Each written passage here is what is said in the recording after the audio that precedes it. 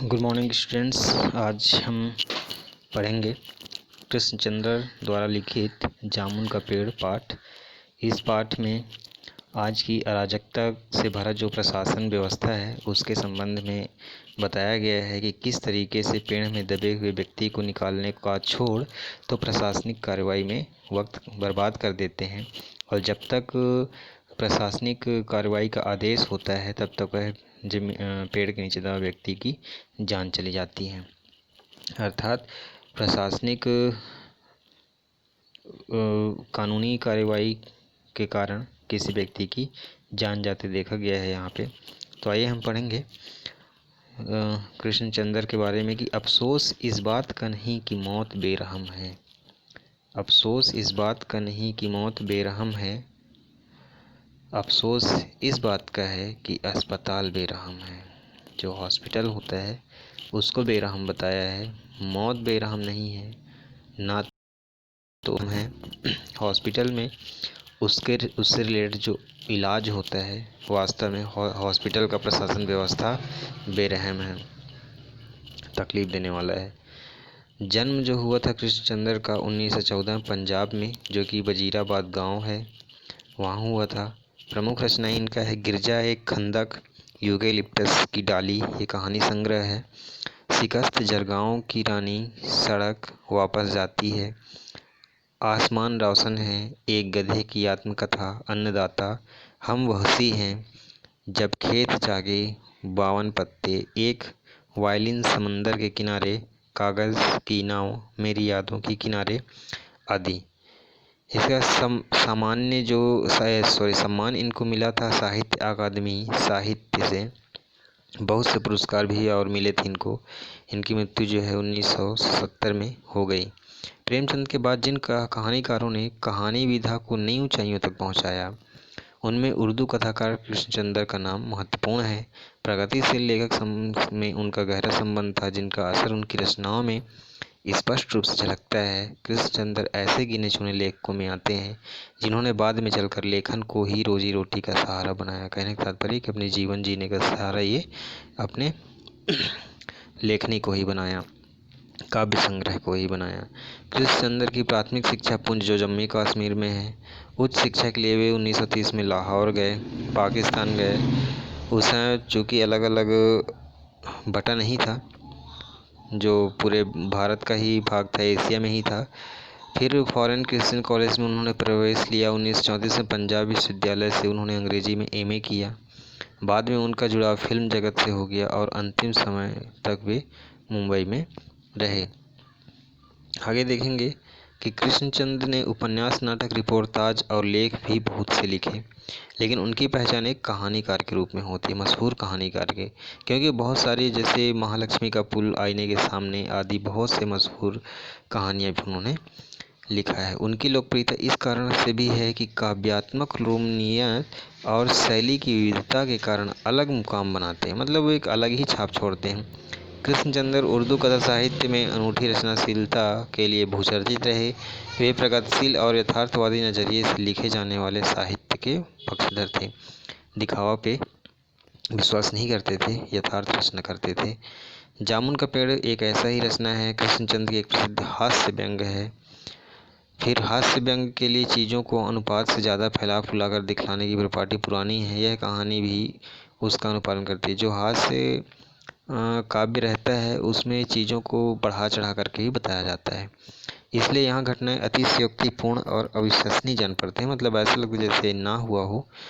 तो कोई हैरत नहीं है, इसमें कोई हैरानी की बात नहीं है। विश्वसनीयता ऐसी रचनाओं के मूल्यांकन की कसौटी नहीं हो सकती।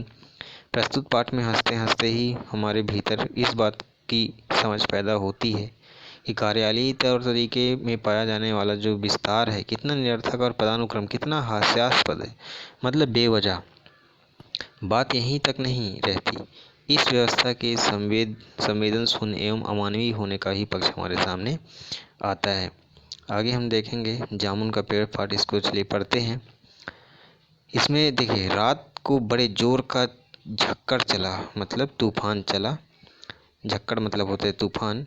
सेक्रेटेरिएट सचिवालय के लॉन में मतलब मैदान में जहाँ घास होता है उसको लॉन कहते हैं। जामुन का एक पेड़ गिर पड़ा। जामुन का एक अच्छा जामुन के फल से भरा हुआ वह पेड़ जो है वहाँ गिर पड़ा।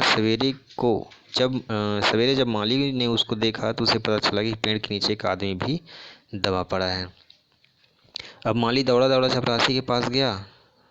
चूँकि माली एक कुछ नहीं कर सकता था, चपरासी के पास गया।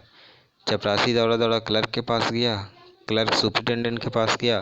सुपरिटेंडेंट जो है दौड़ा दौड़ा बाहर लॉन में आया। मिनटों में गिरे हुए पेड़ के नीचे दबे हुए आदमी के चारों ओर भीड़ लग गई।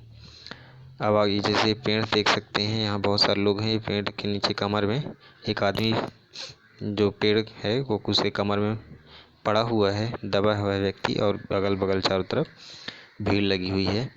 अब बेचारा जामुन का पेड़ कितना फलदार था, एक क्लर्क बोला। अब एक क्लर्क बोलता है, वाह बेचारा जामुन का पेड़, मतलब जामुन के पेड़ पे उस पर अफसोस है, उस पर व्यक्ति दबा है, उस पर नहीं। कहता है कितना फलदार था, एक क्लर्क बोला। और कहता है और इसकी जामुनें कितनी रसीली होती है, मतलब उसको जामुन की ही चिंता है। दूसरा क्लर्क याद करते हुए बोला कि मैं फलों के मौसम में झोली भर भर के, मतलब झोला भर भर के यहाँ से जामुन ले जाता था। मेरे बच्चे जो है कितनी खुशी से खाते थे। तीसरा क्लर्क जो था थोड़ा समझदार था, भावुक था और रुआंसा होकर बोला, मगर यह आदमी, मतलब इस आदमी का क्या होगा। माली ने दबे हुए आदमी की तरफ इशारा किया और हाँ यह आदमी जो है। सुपरिटेंडेंट सोच पड़ गए। सुपरिटेंडेंट सोचते हुए बोला, अरे हाँ यह आदमी, कैसे इसकी जान बचाया जाए, पता नहीं जिंदा भी है कि मर गया। एक चपरासी ने पूछा। मर गया होगा, दूसरा चपरासी बोलता है मर गया होगा, इतनी भारी पेड़ जिसके पीठ पर गिरे तो बच कैसे सकता है। अब नीचे से आवाज आती, नहीं नहीं मैं जिंदा हूँ। दबे हुए आदमी ने बड़ी कठिनता से कराहते हुए करुणा भरे स्वर से बोला। अब एक क्लर्क ने ताज्जुब से कहा, जिंदा है? पेड़ को काट हटाकर इसे जल्दी निकाल लेना चाहिए, माली ने सुझाव दिया सबको। अब मुश्किल मालूम होता है, एक सुस्त कामचोर और मोटा चपरासी बोला कि पेड़ का तना बहुत भारी और वजनी है। बड़ा क्या मुश्किल है? माली ने कहा, कोई बात नहीं, क्या मुश्किल है इसमें?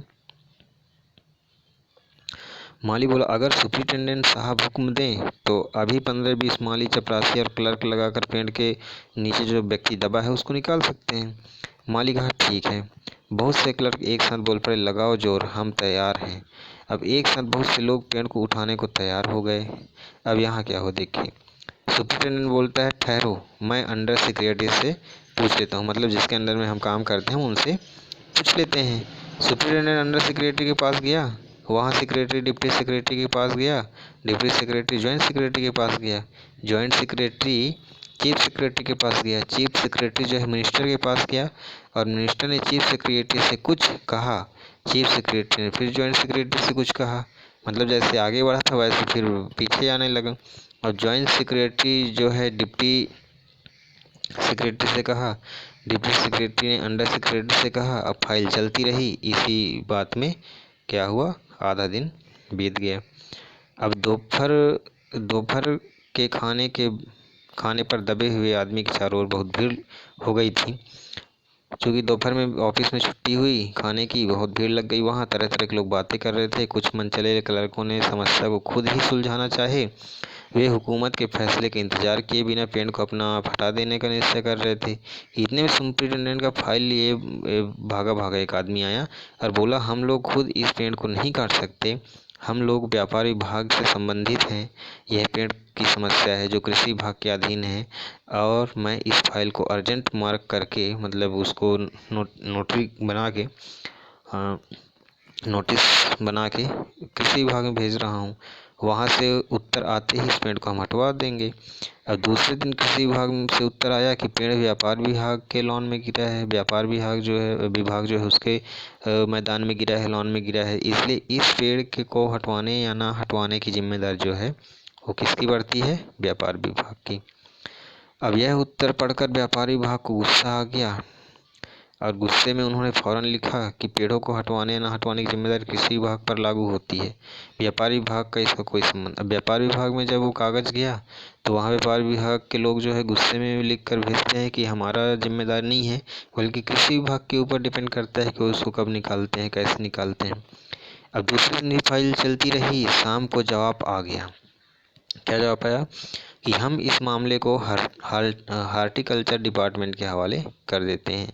कृषि डिपार्टमेंट में ही एक विभाग होता है जिसको हार्टिकल्चर डिपार्टमेंट कहते हैं, वहाँ भेजा गया क्योंकि यह एक फलदार पेड़ का मामला है और एग्रीकल्चर डिपार्टमेंट अनाज और खेती बाड़ी के मामलों में फैसला करने का हकदार है। जामुन का पेड़ जो है एक फलदार पेड़ है, इसलिए यह पेड़ हार्टिकल्चर डिपार्टमेंट के अंतर्गत आता है। अब क्या हुआ, रात को माली ने दबे हुए आदमी को दाल भात खिलाया, जबकि उसके चारों ओर पुलिस का पहरा था।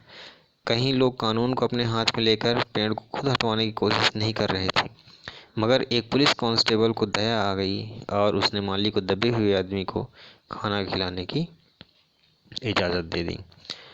अब इसके बाद क्या होता है, माली ने दबे हुए आदमी से कहा, तुम्हारी फाइल चल रही है भाई, उम्मीद है कल तक फैसला हो जाएगा तो तुमको यहाँ से हम निकाल देंगे। ये यहाँ पे प्रशासन की जो अति कड़वाहट वाला प्रशासन जो है निंदनीय के पात्र है, क्योंकि एक व्यक्ति मर रहा है उसको निकालने का छोड़ तो कागजी कार्रवाई की जा रही है। यही है आज के प्रशासन की व्यवस्था, जो एक हास्यात्मक है। मतलब वहाँ व्यक्ति उसके सत्ता पे विश्वास ना करके व्यंग भाव करता है। दबा हुआ आदमी कुछ नहीं बोला।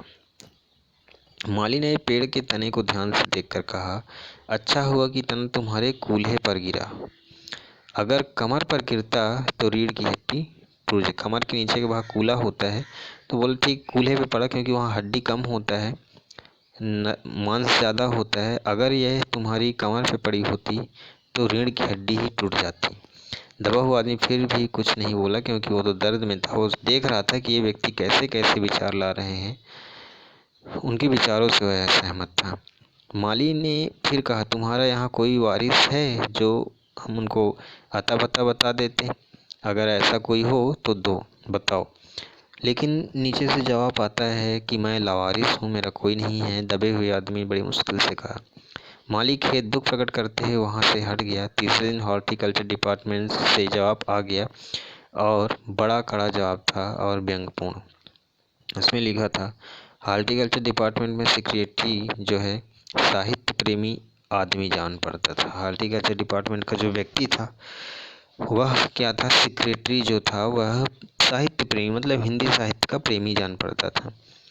अब हुआ ये कि उसने लिखा था, आश्चर्य है इस समय जब हम पेड़ लगाओ स्कीम ऊंचे स्तर पर चला रहे हैं, हमारे देश में ऐसे सरकारी अफसर मौजूद हैं जो पेड़ों को काटने का सुझाव देते हैं, और वह भी एक फलदार पेड़ को, और वह भी जामुन के पेड़ को, जिसके फल जनता बड़े चाव से खाती है।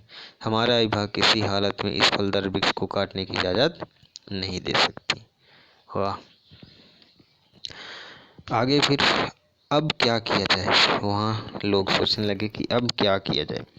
इस पर एक मंचले ने कहा, अगर पेड़ काटा नहीं जा सकता तो इस आदमी को ही काट कर निकाल लिया जाए। यह देखिए, यह आदमी ने इशारे से बताया, अगर इस आदमी को ठीक बीच में से यानी इधर से काटा जाए तो आधा आदमी इधर निकल जाएगा और आधा आदमी उधर से निकल जाएगा और पेड़ का वहीं रहेगा, पेड़ को काटना नहीं पड़ेगा। मगर इस तरह तो मैं मर जाऊंगा, दबे हुए आदमी ने आपत्ति प्रकट करते हुए कहा।